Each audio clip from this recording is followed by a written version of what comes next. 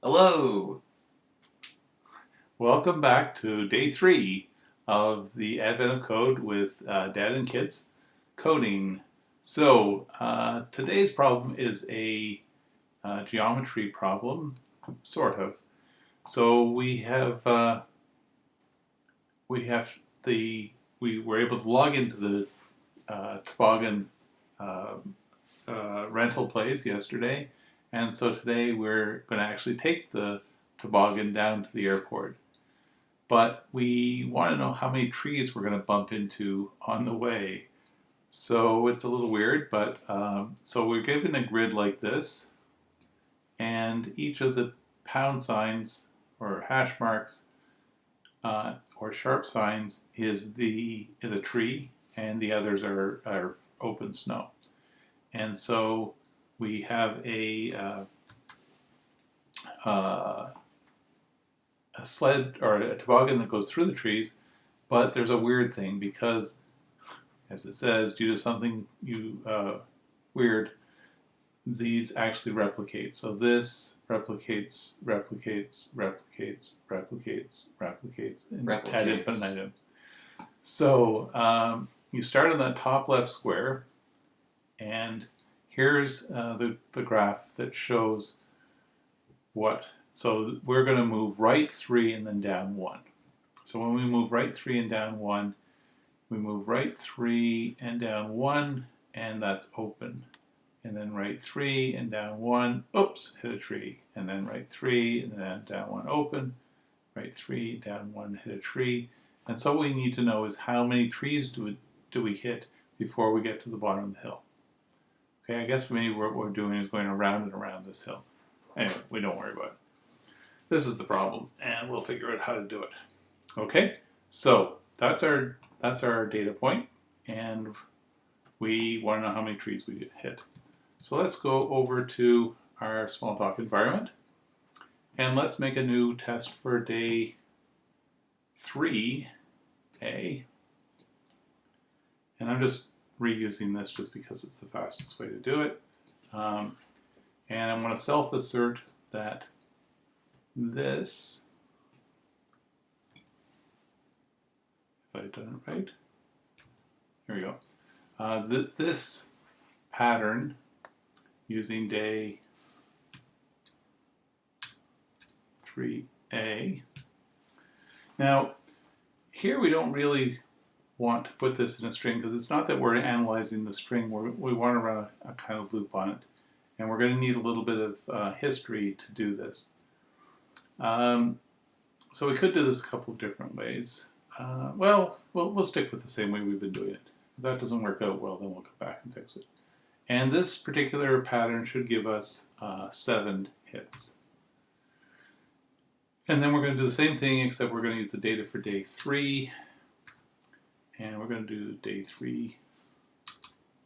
3A. And that equals some number we don't know, so let's just say nil for now. Okay, so we're going to do the one that's described in the problem, and then we're going to take our own data. So let's save this for now. And now let's add a test data for day 3. And next I'm just going to install data for day 3.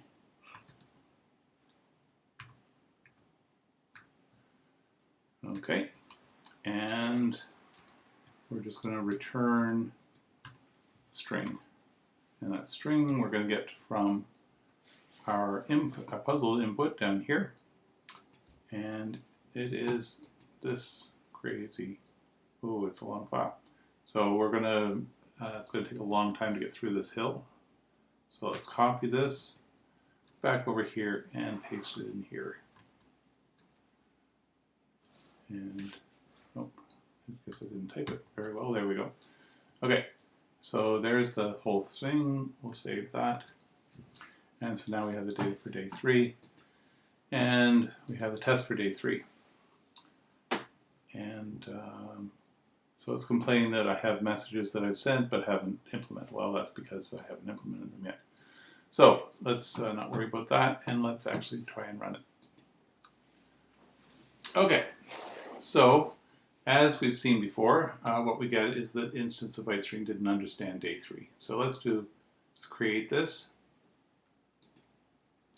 and we'll put it in string again. And as we did before, we'll just quickly hop over and associate this code with our admin code, just so that we, when we store it in the repository, it gets stored properly. Okay, so back here. So what do we got? We've got this string, and so we'll split it into lines as we did before, and so let's just say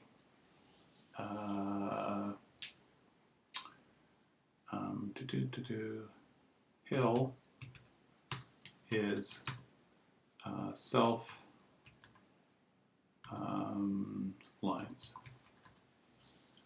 Okay, so now we have that split into lines, temporary variable. And so if we just step over a couple times so that it's actually stored it in. So now we see that hill is an array. In this case, it has 11 lines in it. And what we want to do is we want to loop through these lines to the bottom. And what we want to know is how many trees we hit along the way. So we're going to need a couple of variables here. We want to know how many trees. So let's put that in. So trees. And we want to know our current x position across the hill. X position. Okay. So let's try this. And so we want to set trees to 0. Because initially we haven't hit any trees.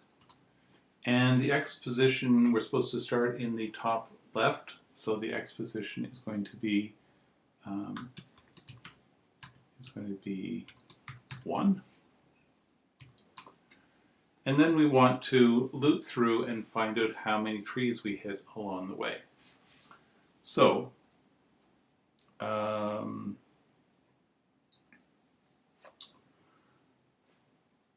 so let's see. Let's also add the y position. There's a couple ways we could do this, but I think this will be the most straightforward.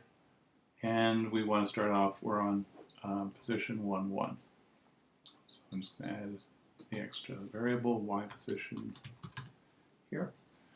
So now we want to loop through this as long as y is less than or equal to the height of the hill, right? So we'll create a block that we're going to say y position is less than or equal to hill size. Okay, so that's going to be as long as that is true, we want to make sure that we will advance y in each step of the way. So that while that's true, I want to execute the following code. So we'll fill in the code in a moment. And then once I've gotten to the bottom of the hill, then what I want to know is how many trees have I hit. So that's pretty straightforward. I'm just going to return the number of trees. Okay, so now we're ready to, what do we want to do in our loop? Well, it said that we were going to go, whoops, no, let's get rid of that. It said we were going to go right 3 and down 1 each time. So we want to check to see if the current position is a tree, and if it is, then we'll add to the count. And then we want to go right 3 and down 1.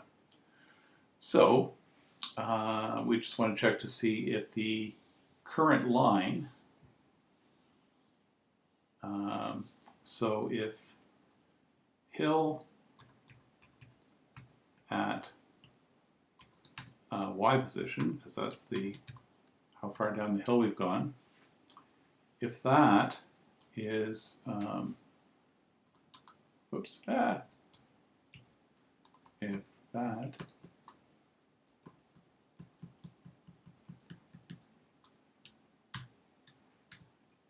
is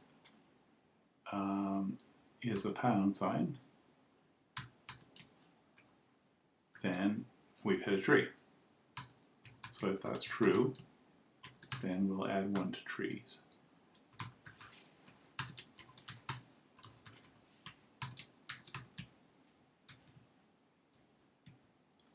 Right?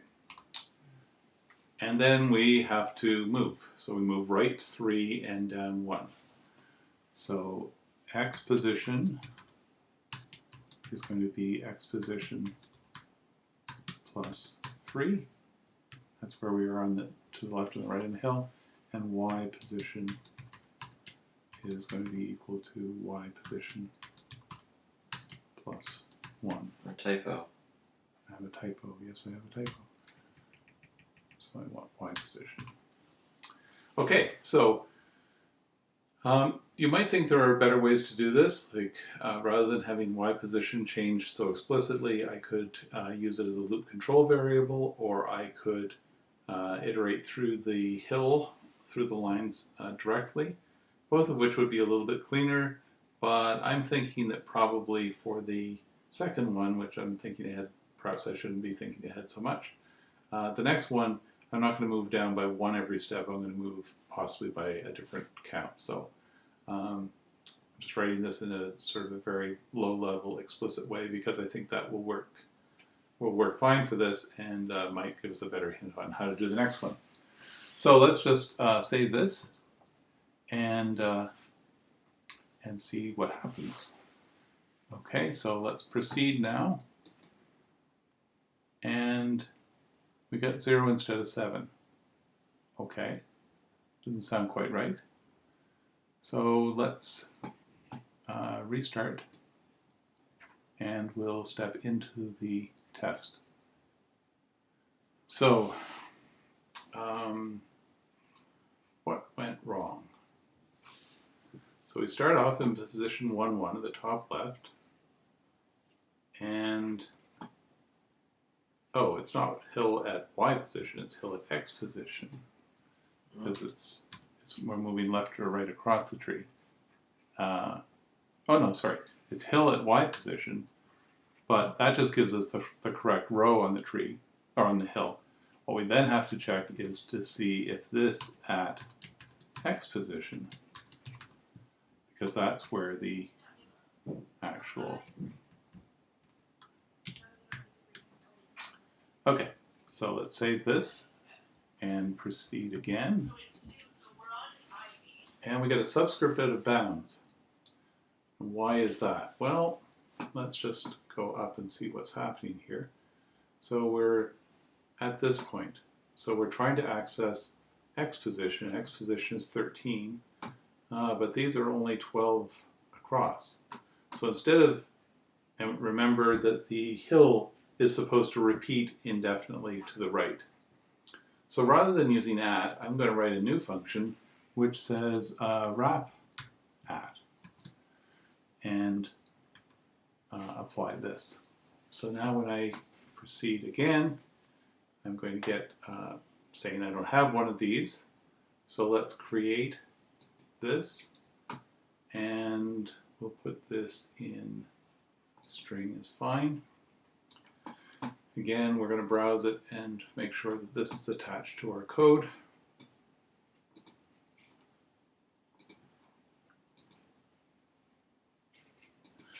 And now, what do we want to do? So this is going to be just like the regular at. So we're going to return self at, except we don't want just an integer. That would just cause the same problem as before. What I want to do is I want to make this wrap around. So the best way to do this is to subtract 1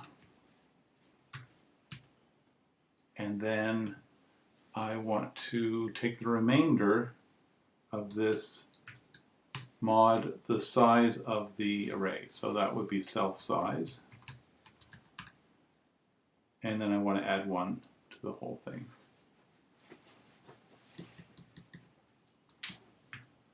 Right, so if I'm currently at position 13, that's, oh, and it sure is 1 here, because it just means start. But if let's just say this was 13 for the moment. So if this was 13, I would want it to be, I would want it to be 1 because I don't want it to wrap around. So let's just inspect this and see what we get. Yes, so we get 1, which is what we wanted. Let's just check if we do 14 and check that. Inspect, and that's 2. So yeah, that's doing what we wanted it to. So let's put an integer back here. So this is basically I'm adding a new way of indexing into this string that does a wrapped reference to it rather than a normal one. So I'm going to save that and proceed. And I got an error because, why did I get an error? Let's go back and let's see what this, oh, right, because I actually needed to add 1 to this. And I don't know where that went along the way, but let's do that. I thought I had done that. Okay, so proceed, and so it succeeded. The first one succeeded. We got 7, and then we went through our data for day 3, and I got 268 as the answer. So let's copy that and go over and try that answer. And submit. And we got the right answer. So 1 gold star. Okay, so we'll continue to part 2. So part 2, time to check the rest of the slopes. You need to minimize the probability of a sudden stop after all, yes. Determine the number of trees you would encounter if for each of the following slopes you start at the top left corner and traverse the map all the way to the bottom. So we have right 1, down 1, right 3, down 1, which is the one we already checked, right 3, down 1, right 7, down 1, and right 1, down 2. In the above example, these slopes would find 2, 7, 3, 4, and 2 trees, respectively. All applied together, these produce the answer 336. Okay, so we need to use the version from before, but do it in a slightly more sophisticated way. So let's just do that. Okay, understand the problem? Yes. So we're going to basically use different slopes, and notice that I was right. We had to make that a parameter because there is a down 2 down here that we need to capture. So modularity, name of the game. Yeah. So let's that's good, and well, just show that now that passes. Oh, I didn't put the number back in here. 268. Save. Proceed. And so it passes. Okay. So now let's do day 3 B. Actually, before I do that, I'm going to go back and refactor, which is what we call it when we rewrite code that doesn't change its functionality, but does make it more robust. So day 3A works, and it has coded into it this fixed step 3 and step 1. But for day 3B, we want to do the same thing, except we want to try different slopes. So there's a couple of ways to do this. I'm going to do this in the most straightforward way I can think of. So I'm just going to call this, I'm going to save this method as a new method called day 3 slope. and I'm going to have a value of x delta and y delta.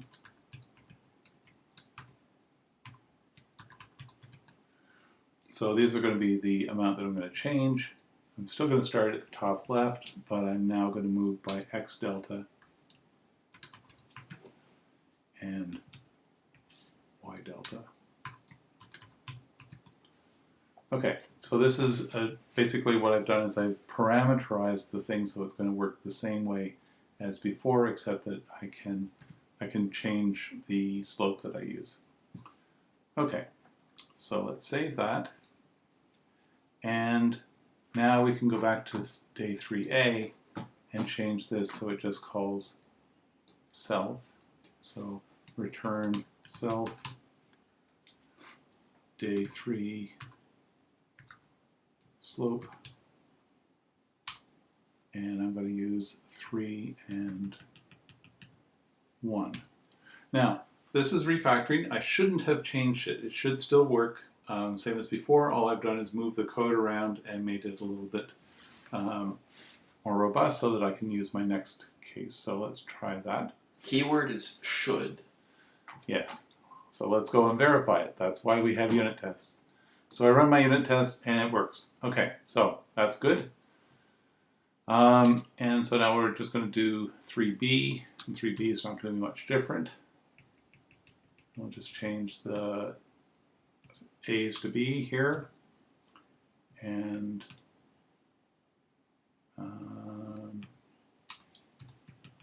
we don't know what this value is, so we'll put this back to nil. And what was the correct answer for the data that we originally had was 336. So let's say here, instead of being at 7, it should be 336. So let's save that. Save that. Okay, so now we have day 3b, and we'll run this. Okay, so we have we've run into the fact we don't have a day 3b, so let's create that. And we'll put it in string, the same as before. And again, browse.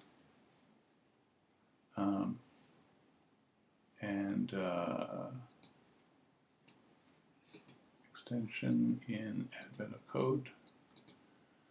And close that. Okay, so now, what's day 3b supposed to do? Well, it's supposed to run through a whole sequence of slopes and multiply the results together. So there are a couple perhaps clever ways we could do this, but I'm going to do it in a very straightforward way. So I'm going to say product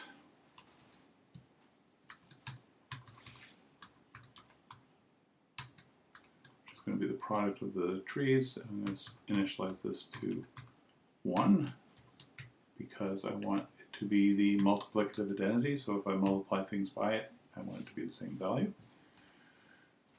And then I want to loop through the two slopes. So I'm going to write this way. And I'm not sure, actually, let's just check to see what this does do. So I have 3 at 1. And what were the other slopes? 1 at 1, 3 at 1, 5, 1. Okay, so let's add 1 at 3 at 1, 5 at 1, 7 at 1, 5 and 1 at 2. Now, I'm not sure whether this is going to do the right thing, so I'm just going to inspect that and see whether I get the... No, I did not get what I was looking for. Okay, so there's a thing called a point in Smalltalk, and that's what I want these to be. So I need to put a period here.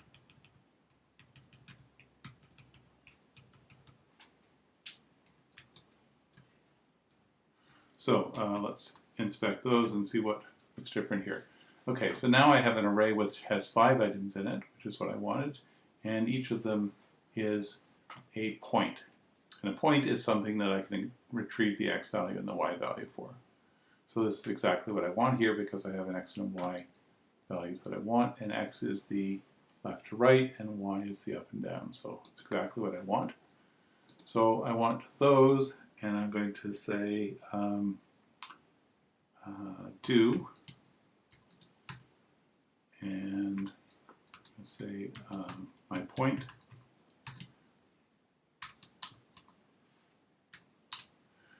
and when I'm done, I'm going to return the product. And what am I going to do in the meantime? So I want to say product is product times. Now I want to call the function that I wrote, the method that I wrote.